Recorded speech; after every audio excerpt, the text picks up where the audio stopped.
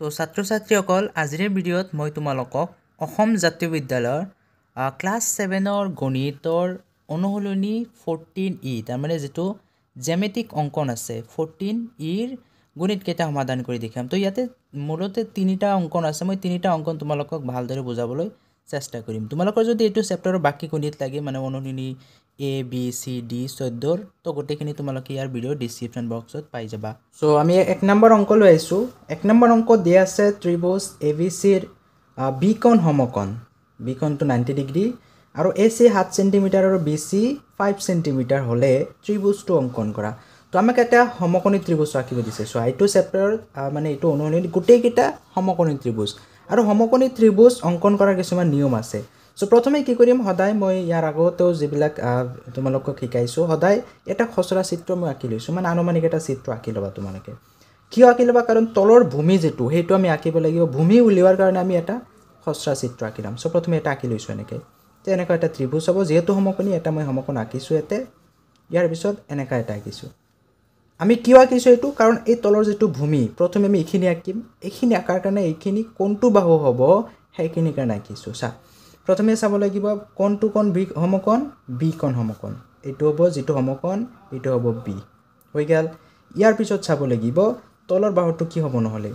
BC আৰু AC দুটা বাহু দিয়া আছে ইয়াৰ আমি কোনটো বাহু লম এইটো বাহু মানে এইটো ধৰিলো মই BC বিৰ পৰা এইটো C ধৰিলো BC তেতিয়ালে এইটো ভূমি তাৰ মানে এইটো আমি প্ৰথমে আঁকিম ইয়াৰ পিছত ইয়াতে আমি সমকোণ আঁকিম ইয়াৰ পিছত এই বাহুটো আমি অঙ্কন কৰিম যেটো আমাৰ আছে AC এইটো হ'ব AC হৈ গল আনুমানিক চিত্ৰ এটা আঁকি লৈছো এবাৰ আমি ভালা অঙ্কন কৰো সো অঙ্কন কৰোতে আমি কোনটো আঁকিম সদায় কৈছো তোমালোকক ইয়াৰ আগৰ ভিডিওটো কৈছো এই যেটো তলৰ বাহু BC তলৰ যেটো ভূমি সদায় উলিয়াবলৈ চেষ্টা কৰিবা ভূমি আঁকিব লাগিব সো BC বাহু কিমান আছে 5 সেমি তো 5 সেমি দৈৰ্ঘ্যৰ BC বাহুটো তুমি প্ৰথমে অঙ্কন কৰা BC বাহুটো আছে আমাৰ 5 সেমি সো স্কেলত 5 সেমি জুকি লও 1 2 3 4 5 ইয়ালৈকে আহিব 5 সেমি দৈৰ্ঘ্যৰ BC বাহুটো অঙ্কন কৰিছো তো তে নামাকৰণটো কৰি ল নহলে পাহৰি যাবা এইটো হল আমাৰ BC বাহু B বাহু এইটো হল C বাহু ইয়াৰ পিছত BC বাহু ভূমি আঁকিছো ভূমি আঁকাৰ পিছত নিয়ম কি ইয়াৰ পিছত আমি সমকোণটো আঁকিব লাগিব যে কোনটো কোণ সমকোণ হেতু চাব লাগিব প্ৰশ্ন যদি চাও কোনটো সমকোণ বুলি কৈছে B কোণ তাৰ মানে B কোণটো আমি 90 ডিগ্ৰী আঁকিব লাগিব সো এবাৰ কোণমান যন্ত্ৰ উলাই লোৱা কোণমান যন্ত্ৰত কোনটো বাহু লম B বাহু লম B বিন্দুত লম বাহুত নহয় দে B বিন্দুত লৈছো B বিন্দুত সেট কৰি লোৱা B বিন্দুত সেট কৰি লৈছো ভালদৰে বহাই লৈছো ইয়াৰ পিছত 90 ডিগ্ৰী মানে এই 90 ডিগ্ৰী ইয়াতে এটা বিন্দু আঁকিছা আঁকাৰ পিছত আমি কি কৰিম এই বিন্দুৰ লগত B বিন্দুটো সংযোগ কৰি দিম চাবা ইয়াৰ পৰা এটা ৰশ্মি আঁকিম এটা ৰশ্মি আমি ইয়াতে অঙ্কন কৰিম মই এনেকৈ এটা ৰশ্মি এটা অঙ্কন কৰিছো ইয়াৰ এটা নাম দিব লাগিব মই নাম দিছো যে ৰশ্মিটো হল X মানে BX এই কোণটো আমাৰ কি হল 90 ডিগ্ৰী যেটো আমাক B কোণ দিয়া আছিল B কোণ সমকোণ হৈ গল ইয়াৰ পিছত 3 নম্বৰ নিয়ম কি হ'ব 3 নম্বৰ নিয়ম হ'ব যেটো অতিভুজ আছে বা কৰ্ণ আছে এইটো বাহু অঙ্কন কৰিব লাগিব এইটো বাহু কেনেকৈ অঙ্কন কৰিবা ইয়াৰ বাবে চাব লাগিব অতিভুজ কি হয় ইয়াৰ বাবে AC বাহু এইটো AC বাহু কিমান আছে 7 সেমি তুমি এবাৰ কি কৰা কম্পাস উলাই লোৱা আৰু 7 সেমি জুকি লোৱা যেটো দিয়া থাকিব 7 সেমি আছে আমি 7 সেমি জুকিম 7 সেমি এতে চা এতে হাত ইয়াৰ পৰা জোখাই আছে দে 7 সেমি জুখিলো জোখাৰ পিছত এবাৰ আমি কি কৰিব লাগিব এই যেটো আমাৰ C বিন্দু আছে C বিন্দুত কেন্দ্ৰ কৰা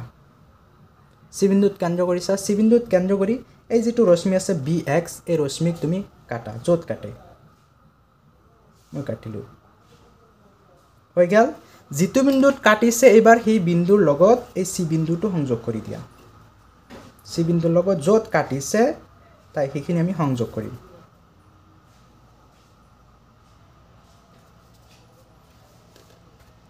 দে আমাৰ সংযোগ কৰা হৈ গল যি বিন্দুত কাটিছে নাম কি দিম মই এই নাম দিম মই A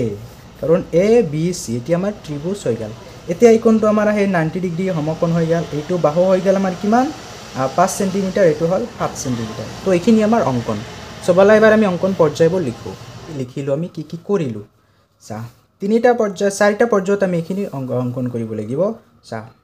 এক নম্বৰ পৰ্যায় নম্বৰ 1 আমি কি লিখিব লাগিব পৰ্যায় নম্বৰ 1ত যে 5 সেন্টিমিটাৰ দৈৰ্ঘ্যৰ BC বাহু অঁকা হ'ল আমি কি কৰিছিলোঁ এই তলৰ যেটো BC বাহু আছিল এই BC বাহু আঁকিছিলোঁ যেটো আছিল 5 সেন্টিমিটাৰ এইখিনি কাম কৰিছিলোঁ 1 নম্বৰ পৰ্যায়ত হৈ গ'ল ইয়াৰ পিছত 2 নম্বৰ পৰ্যায় নম্বৰ 2 পৰ্যায় নম্বৰ 2 কি লিখিবা যে B বিন্দুত 90 ডিগ্ৰী মাপৰ এটা কোণ XBC অঁকা হ'ল ইয়াৰ পিছত আমি কি কৰিছিলোঁ এই B বিন্দুত 90 ডিগ্ৰী মাপৰ এটা কোণ অংকন কৰিছিলোঁ কোণ বাঞ্চনটো হয় ইয়াতে 90 ডিগ্ৰী বনাইছিলোঁ 2 নম্বৰ কাম হৈ গ'ল 3 নম্বৰ কাম সো 3 নম্বৰ আমি কাম কি কৰিছিলোঁ পৰ্যায় 3 ত লিখা পৰ্যায় 3 C বিন্দু কেন্দ্ৰ কৰি অতিভুজৰ সমান অৰ্থাৎ 7 সেন্টিমিটাৰ ব্যাসাৰ্ধৰ এটা বৃত্তচাপ অঁকা হ'ল এই বৃত্তচাপে BXক এই বিন্দুত কাটে ইয়াৰ পিছত আমি কি কৰিছিলোঁ C বিন্দু কেন্দ্ৰ কৰি যেটো অতিভুজ আছিল ইয়াক অতিভুজ বুলি কয় বা কৰ্ণ কয় ইয়াৰ সমান দৈৰ্ঘ্য ব্যাসাৰ্ধলৈ মানে কম্পাছত ইয়াৰ সমান ব্যাসাৰ্ধ জোখি লৈছোঁ ইয়াৰ পিছত C বিন্দু কেন্দ্ৰ কৰি ইয়াত আমি কাটিছোঁ য'ত ক'ত কাটিছিল BXৰ এই বিন্দুত BXৰ এই বিন্দুত কাটিছিল হৈ গ'ল ইয়াৰ পিছৰ পৰ্যায় মানে পৰ্যায় নম্বৰ 4 যেটো আমাৰ শেষৰ পৰ্যায় হয় পৰ্যায় নম্বৰ 4 ত কি কৰিছিলোঁ AC সংযোগ কৰা হ'ল যি বিন্দুত কাটিছিল এৰ লগত এই C বিন্দু সংযোগ কৰিছিলোঁ এইদৰে গঠন হোৱা ত্ৰিভুজ ABC ৰ কোণ B 90 ডিগ্ৰী অতিভুজ 7 সেন্টিমিটাৰ AC = 7 সেন্টিমিটাৰ আৰু BC 5 সেন্টিমিটাৰ গতিকে ত্ৰিভুজ ABC হ'ল আমি আঁকিবলগীয়া ত্ৰিভুজ এবাৰ এই ত্ৰিভুজটোৰ B কোণ 90 ডিগ্ৰী হয় এইটো বাহু 5 সেন্টিমিটাৰ আৰু অতিভুজ মানে AC আছিল 7 সেন্টিমিটাৰ এই ত্ৰিভুজটোৱে কি হ'ল আমি আঁকিবলগীয়া ত্ৰিভুজ তো এইখিনি সো ইয়াৰ পিছত 2 নম্বৰ অংকটো দিয়া আছে যে সমকোণী ত্ৰিভুজ ABC ৰ এই কোণ সমকোণ BC 8 সেন্টিমিটাৰ আৰু AB 5 সেন্টিমিটাৰ হলে ত্ৰিভুজটো অঙ্কন কৰা সো এবাৰ আমাক একে ধৰণৰ সেই সমকোণী ত্ৰিভুজে আঁকিব দিছে কেৱল মানে কোণবোৰ বেলেগ বেলেগ দিয়া আছে সো বলা এবাৰ অঙ্কন কৰিয়া সো অঙ্কন কৰোতে প্ৰথমে আমি কি কৰিম এটা আনুমানিক চিত্ৰ অঙ্কন কৰিম কাৰণ আমাক ভূমি লাগিব সো মই এনেকুৱা এটা চিত্ৰ অঙ্কন কৰিলো যে এনেকুৱা এটা সমকোণী ত্ৰিভুজ হ'ব যেটো আমি আঁকিবলৈ লাইছো এতিয়া প্ৰথম কাম কিব যে তলৰ যেটো ভূমি কোনটো বাহু হ'ব সেইটো আমাক লাগে সো কেনেকৈ উলিয়াবা ইয়াৰ বাবে তুমি চাব লাগিব কোনটো কোণ সমকোণ কোনটো আছে A কোণ সমকোণ তাৰ মানে যেটো সমকোণ আঁকিছো এটো কি হ'ব A হৈ গ'ল ইয়াৰ পিছত এইটো বাহুত কোনটো বিন্দু হ'ব সৰি এইটো কোণত B হ'ব নে C হ'ব ইয়াৰ বাবে চাব লাগিব যে হাকত কি দিয়া আছে AB ইয়াতে আছে BC যদি মই AB ধৰু এতে আছে B আছে B যদি মই ইয়াতে ধৰু এটো AB হ'ব মই এতে B ধৰলো এটা কি হ'ব পাৰো আমি AB হয় এতে হ'ব AB কিমান দিয়া আছে 5 সেন্টিমিটাৰ এটো হ'ব 5 সেন্টিমিটাৰ ইয়াৰ পিছত BC B ৰ পৰা এটো হ'ব C এটো আছে 8 সেন্টিমিটাৰ সো হৈ গ'ল আমাৰ আনুমানিক চিত্ৰ এবাৰ বলা আমি চিত্ৰটো অঙ্কন কৰো সো চিত্ৰ অঙ্কন কৰোতে সদায় কোনটো অঙ্কন কৰিম আমি তলৰ যেটো ভূমি কিমান আছে 5 সেন্টিমিটাৰ তো 5 সেন্টিমিটাৰ দৈৰ্ঘ্যৰ এই ভূমিটো তুমি প্ৰথমে অঙ্কন কৰা সো মই স্কেল উলাই লৈছো ইয়াত আমি কিমান সেন্টিমিটাৰ অঙ্কন কৰিম 5 সেন্টিমিটাৰ চাবা 1 2 3 4 5 এই হল আমাৰ 5 সেন্টিমিটাৰ 5 সেন্টিমিটাৰ ৰাখিছো এইটো বাহু কোনটো বাহু হ'ব এইটো বাহু হ'ব AB বাহু এইটো হ'ব A এইটো হ'ব B ইয়াৰ পিছত যেহেতু আমাক A কোণ সমকোণ বুলি কৈছে এই যতে A লিখিছো এই কোণত আমি কি কৰিব লাগিব 90 ডিগ্ৰী মাপৰ কোণ অঙ্কন কৰিব লাগিব সো কোণমান যন্ত্ৰ উলাই লোৱা আৰু কোণমান যন্ত্ৰ হয় তাতে 90 ডিগ্ৰী মাপৰ কোণ অঙ্কন কৰা এই হল 90 ডিগ্ৰী আঁকিছো 90 ডিগ্ৰী ইয়াৰ পিছত এটা ৰশ্মি অঙ্কন কৰা এই বিন্দুৰ পৰা এই বিন্দুলৈকে এটা ৰশ্মি অঙ্কন কৰা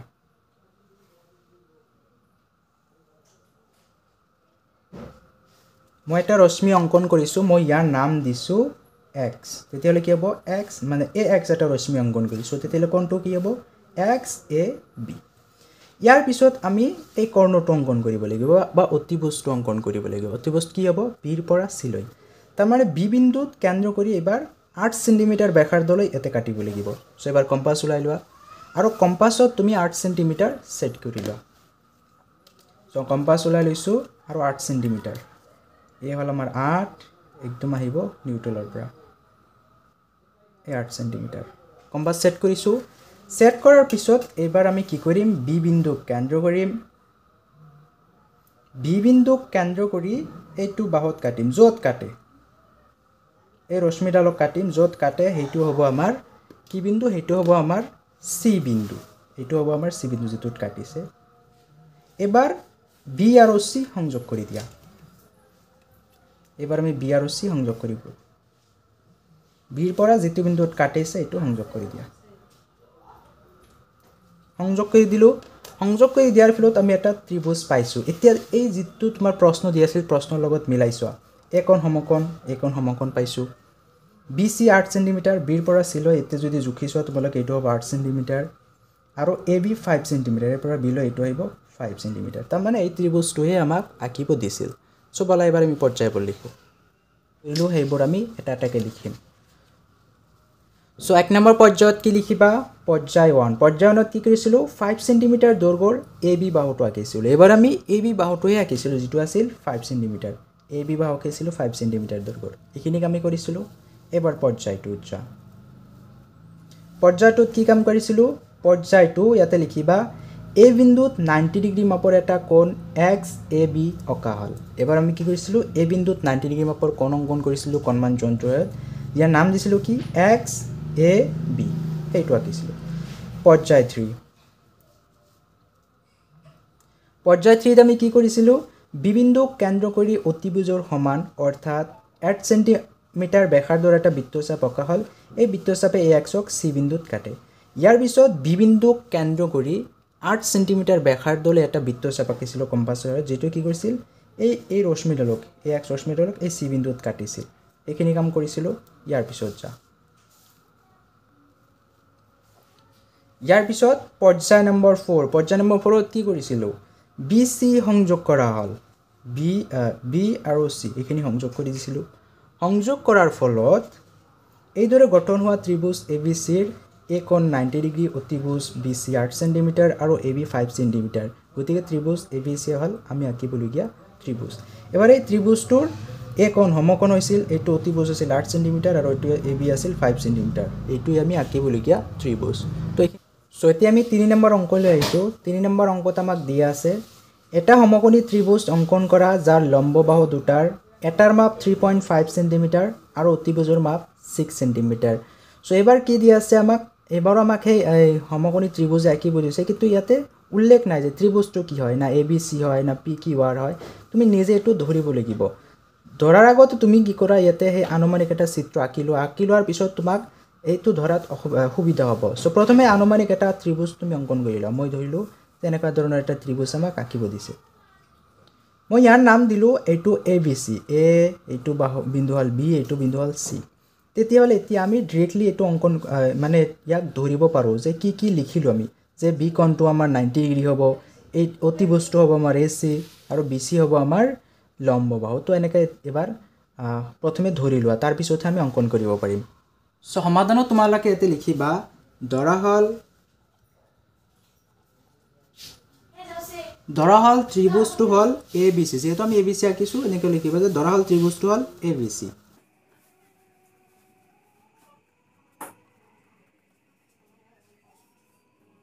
ধৰা হল ত্ৰিভুজটো হল ABC যত আমাক কি দি আছে অতিভুজৰ মাপ আৰু লম্ব বাহুৰ মাপ যত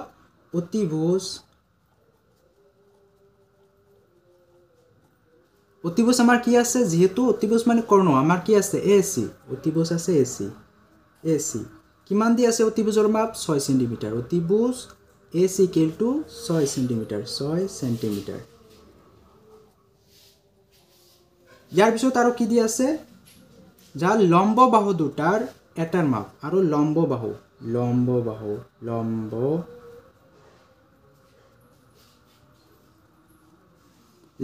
কি হ'ব মই ধৰিলো BC কাৰণ আমি ভূমি লম্ব BC ধৰিছো লম্ব বাহু BC ইকুৱেল টু কিমান দি আছে লম্ব বাহুৰ এটাৰ 3.5 cm লম্ব বাহু দুটা মানে কি এই বাহুৰ ওপৰত লম্ব তুমি যিকোনো ল'ব পাৰা এইটো ল'ব পাৰা যেহেতু ভূমি ললে আমাৰ সুবিধা হয় সেইকাৰণে আমি BC বাহুটোৱে লৈছো যে লম্ব বাহু BC = 3.5 cm তো এবাৰ ইয়াৰ অংকন কৰা অংকন কৰোতে আমি কি কৰিম সদায় মই ইয়াৰ আগতে কৈছো যে যেটো বাহু ভূমি ধৰিছো আমি BC এই BC বাহুটো অংকন কৰা কিমান আছে 3.5 তাৰ মানে স্কেলত 3.5 cm দৈৰ্ঘ্যৰ ভূমিটো অংকন কৰা আগতে 3 আৰু 4 ৰ মাজত আছে এটো আহিব 3.5 তাৰ মানে ইয়াৰ পৰা ইয়ালৈ আমি অংকন কৰিছো 3.5 এই বাহুটো কি হ'ব আমাৰ BC বাহু এই বাহুটো হ'ব B এইটো হ'ব C অঙ্কন কৰিছো এতিয়া আমি চাব লাগিব যে আমাক কোট মানে 90 ডিগ্ৰী কোণ গত এতিয়া কোণটো আছে আমাৰ 90 ডিগ্ৰী B কোণ হয় নাই সো এতে তোমালোকে আৰু এটা লিখিব পাৰা যে ত্ৰিভুজটোৰ B কোণ 90 ডিগ্ৰী ত্ৰিভুজটোৰ মই এতে লিখিবা পাহৰি গৈছো দেই ত্ৰিভুজটোৰ কোণ B ইকুৱেল টু 90 ডিগ্ৰী বা B ইকুৱেল টু সমকোণ তুমি যি লিখা 90 ডিগ্ৰী বুলি লিখিব পাৰা সমকোণ বুলিও লিখিব পাৰা তাৰ মানে B কোণত আমি কি কৰিম 90 ডিগ্ৰী মাপৰ কোণ অঙ্কন কৰিম সো কোণমান জন্তু ল আৰু B বিন্দুত 90 ডিগ্ৰী মাপৰ কোণটো অঙ্কন কৰা বিন্দু সেট কৰিছো এতিয়া 90 ডিগ্ৰী মাপৰ কোণ ইয়াতে তুমি এটা ৰশ্মি অঙ্কন কৰিলো ইয়াতে B ৰ পৰা এই বিন্দুলৈ এটা ৰশ্মি অঙ্কন কৰা প্ৰথমে